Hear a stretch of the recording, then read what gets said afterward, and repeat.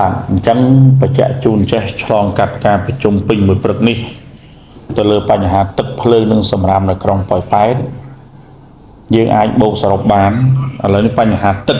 ជាចម្បងព្រោះជាកង្វល់របស់បងប្អូនប្រជាពលរដ្ឋនៅក្នុងប៉ោយប៉ែតដែលលោកធ្វើការសំណុំពរយ៉ាងទទូចទៅលើការប្រើប្រាស់ទឹកហើយទឹកនោះវាមិនស្អាតទឹកនោះវាមិនស្អាតឥឡូវយើងជជែកគ្នាទៅយើងរកកលឹះឃើញទៅថាឥឡូវថ្ងៃនេះមានការអញ្ជើញចូលរួមពីខាងមន្ទីរបាទខាងជំនាញបច្ចេកទេសពីខេត្តហើយកន្លងមកបញ្ហាទឹកនេះខាងក្រសួងក៏បានបញ្ជូនអ្នកបច្ចេកទេសមកសហការជាមួយអ្នកបច្ចេកទេសខេត្តចុះពិនិត្យម្ដងហើយកាលពីថ្ងៃ18ខែមិថុនាឆ្នាំ2026កន្លងទៅប៉ុន្តែបញ្ហាចោតនៅតែមានប្រជាជននៅតែលើកឡើង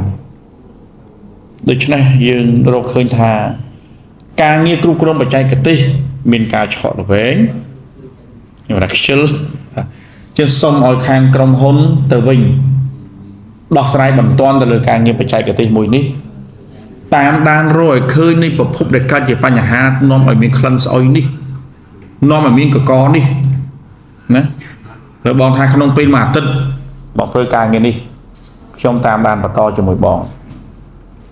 ពីព្រោះយើងមិនអាចបណ្ដោយឲ្យបញ្ហានេះនៅតែបន្តកើតឡើងទេបើវាកើតម្ដងហើយត្រូវព្យាបាលឲ្យដាច់ត្រូវព្យាបាលឲ្យដាច់កុំចិញ្ចឹមជំងឺណាខ្ញុំស្នំពោបងដោយស្មោះណាបងកុំចិញ្ចឹមជំងឺព្យាបាលឲ្យដាច់ទៅកុំឲ្យវាមានជាតិស្អុយនឹងទៀតណាបងត្រូវដឹងការងារនឹងគុណភាពជាចម្បងណាបងត្រូវដាក់ទិសដៅគុណភាពជាគោលបើកាលណាយើងដាក់ទិសដៅគុណភាពជាគោលហើយនោះវាទទួលបានលទ្ធផលល្អប្រសើរប្រជាជនល្អថាលើទឹកអត់ស្អាតទឹកវាស្អុយទឹកមានកកមិនមែនទូទាំងក្រុងប៉ោយប៉ែតទេវាមានតំបន់មួយចំនួនប៉ុន្តែនៅពេលដែលផ្សព្វផ្សាយចេញទៅគេមើលមកគឺទូទាំងក្រុងប៉ោយប៉ែតឃើញទេនេះវាប៉ះពាល់ដល់អី brand របស់ក្រុមហ៊ុនបងអញ្ចឹងត្រូវពង្រឹងលើការងារសមត្ថភាពបច្ចេកទេសគុណភាពជាចម្បងនេះគឺសំខាន់ណាស់ត្រូវដាក់ផែនការគុណភាពជាគោលឲ្យច្បាស់ព្រោះវាជា brand វាជាកិត្តិយសជាគេឈ្មោះរបស់ក្រុមហ៊ុនបងកុំចាំដល់គេស្រែកបានយើងទៅដោះស្រាយអត់ទេត្រូវគ្រប់គ្រងឲ្យជាប់លើបច្ចេកទេសរបស់ខ្លួនតាមដានឲ្យជាប់ជាប្រចាំកុំបណ្ដោយឲ្យបញ្ហាវាទៅហើយចាំដោះស្រាយជាក្រោយទៅឥឡូវវាកើតកន្លែងណាបានទៅដោះស្រាយកន្លែងហ្នឹងវាអត់ត្រូវទេនេះខ្ញុំក្នុងនាមប្រធានក្រុមការងារចុះមូលដ្ឋានក្រុងប៉ោយប៉ែតហើយបានធ្វើវេទិកាសាធារណៈជាមួយបងប្អូនប្រជាពលរដ្ឋនិងទទួលយកសំណុំពរនេះមកដោះស្រាយយើងបានដោះស្រាយអស់ហើយបញ្ហាប៉ុន្តែនៅសល់បញ្ហាទឹកដែលមានក្លិនស្អុយនិងកកនេះគឺជាបញ្ហាដូច្នេះឥឡូវក្រុមហ៊ុនបាននិយាយមកខ្ញុំថាមានពេលមួយអាទិត្យត្រូវខិតខំប្រឹងប្រែងធ្វើបង្កើនគុណភាពនិងសមត្ថភាពទៅលើអ្នកបច្ចេកទេសរបស់ខ្លួនឡើងវិញព្រោះខាងបច្ចេកទេសបញ្ជាក់ឲ្យថាចូលឡាបូឲ្យទឹកអត់ទេប៉ុន្តែដោយសារភាពឆក់ល្វែងនៃបុគ្គលិកបច្ចេកទេសមិនបានគ្រប់គ្រងការងាររបស់ខ្លួនឲ្យបានហ្មត់ចត់ចឹងខ្ញុំស្នើសុំឲ្យបងគិតបញ្ហានេះកុំឲ្យប្រជាជនស្រែករាល់ថ្ងៃរឿងបញ្ហាទឹកមិនស្អាតនេះអត់បានទេណាយើងត្រូវតែព្យាយាមគ្រប់គ្រងគុណភាពរបស់ខ្លួនឲ្យបានច្បាស់លាស់ក្នុងនាមជាអ្នកបម្រើសេវាកម្មទៅកាន់អតិថិជនរបស់ខ្លួនកុំឲ្យអតិថិជនស្រែករាល់បែបហ្នឹងចឹងបញ្ហាទឹកនេះយើងនឹងតាមបានបន្តជាមួយគ្នាទៀតបាទឯបញ្ហាភ្លើងក៏ដូចគ្នាដែរបានរកឃើញថាបងប្អូនលើកឡើងថាហេតុអីបានជាគាត់អត់ប្រើផងអស់ច្រើនជាងខែមុនអីក៏ឥឡូវយើងរកឃើញចំណុចទី1គឺផ្ទះខ្លះអត់ប្រើទេធ្លាប់ជួលឲ្យគេធ្វើអាជីវកម្មនៅពេលដែលគេចាក់ចេញទៅមកចាក់ផ្ទះអត់បានមកណាចាក់សោចោលអាម៉ាស៊ីនត្រជាក់ក៏នៅតែបើកអាអីក៏នៅតែបើកអានោះវាអាចជាបញ្ហាមួយប៉ុន្តែបញ្ហានេះក៏ស្នើឲ្យសុំឲ្យក្រុមហ៊ុនយកចិត្តទុកដាក់បន្ថែមថាឥឡូវអតិថិជនរបស់ខ្លួនតើបើសិនជាបានឃើញអាគារណាមួយផ្ទះណាមួយដែលមិនមានមនុស្សនៅហើយបិទអាជីវកម្មហើយប៉ុន្តែវានៅតែលេខគីឡូនៅតែដើរលឿនដើរខាងដដែលគាត់បីក្រុមហ៊ុនគួរតែជួយផ្ដល់ព័ត៌មាននេះទៅកាន់ម្ចាស់ផ្ទះម្ចាស់អាគារឲ្យគាត់បានដឹងខ្លួនផងមូលហេតុអីនៅមានភ្លើងបើកចោលឬយ៉ាងណាមានចរន្តឆ្លងកន្លែងណាមួយដែលធ្វើឲ្យភ្លើងឡើងច្រើនតែនេះជាបញ្ហាទី1ទេណាតែបញ្ហាទី2គឺបុគ្គលិករបស់ក្រុមហ៊ុនទៅកត់លេខគីឡូគេខុសធ្វើឲ្យកំណើននៃការប្រើប្រាស់គេឡើងចំណុចនេះមិនគួរឲ្យកើតមានជារឿយៗទេសូមបងយកចិត្តទុកដាក់ពីព្រោះបងប្អូនប្រជាពលរដ្ឋលោកប្រើប្រាស់ធម្មពលអគ្គិសនីរបស់ក្រុមហ៊ុនបង ហើយបើវាខុសប្រកដីបើបងថាចំណុចទី1ដោយសារអញ្ចឹងរឿងមួយប៉ុន្តែចំណុចដែលយើងកត់លេខគីឡូខុសនេះជារឿងមួយអត់បានទេ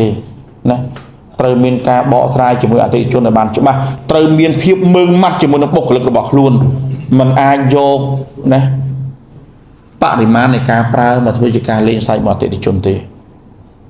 បងសុំពង្រឹងការងារនេះហើយបើម្ដងជាពីរដងនៅអញ្ចឹងហើយគួរមានវិធានការទៅ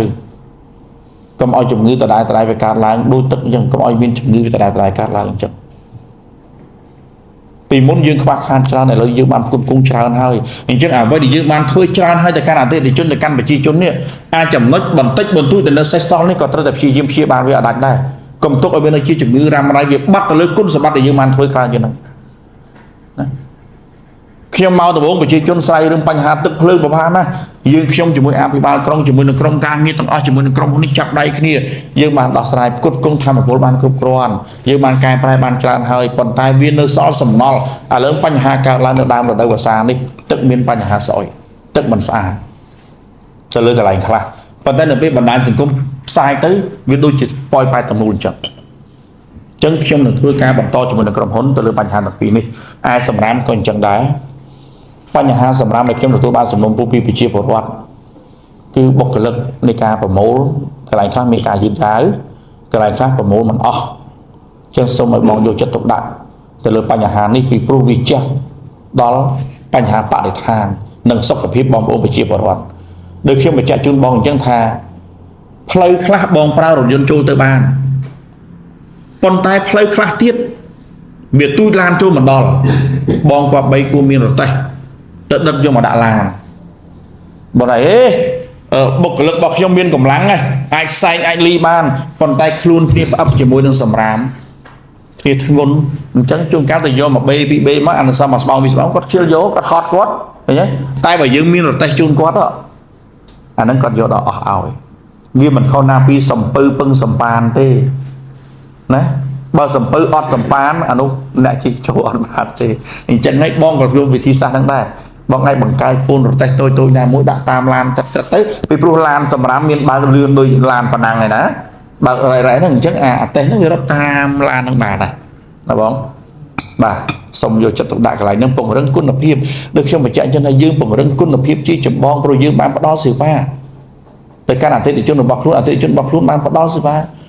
បានផ្ដល់ប្រាក់នៃកម្រៃនៃការប្រើសេវារបស់ក្រុមហ៊ុនដូច្នេះក្រុមហ៊ុនក៏ត្រូវផ្ដល់អតិថិជនរបស់ខ្លួនវិញនៅអ្វីដែលអតិថិជនពេញចិត្តដែរព្រោះអតិថិជនបងលុយឲ្យក្រុមហ៊ុនបងមានខ្វះមរៀលផងបងលុយគ្រប់តាអញ្ចឹងការផ្ដល់សេវាអតិថិជនរបស់ខ្លួនក៏ត្រូវតែគ្រប់ដូចគ្នាឲ្យស្មើភាពគ្នាណាអញ្ចឹងកង្វល់ទាំង3របស់បងប្អូនប្រជាពលរដ្ឋនៅក្រុងប៉ោយប៉ែតលើកតាមរយៈវេទិកាសាធារណៈរបស់ខ្ញុំនឹងធ្វើការឲ្យជាប់ជាមួយនឹងក្រុមហ៊ុនបញ្ហាទឹកភ្លើងនិងសម្រាមនេះអញ្ចឹងសូមយកចិត្តទុកដាក់នៅបញ្ហានេះហើយតាមដានទាំងអស់នេះជាបន្តទៀត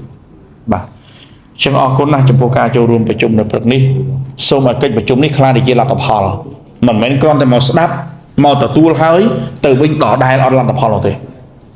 អញ្ចឹងជាមួយខ្ញុំត្រូវតែមានលទ្ធផលសូមប៉ុណ្ណឹងបងធ្វើបានណាបាទខ្ញុំអរគុណខ្ញុំរងចាំលទ្ធផលក្នុងពេលឆាប់ៗនេះបាទចឹងអរគុណបងប្អូនទាំងអស់គ្នា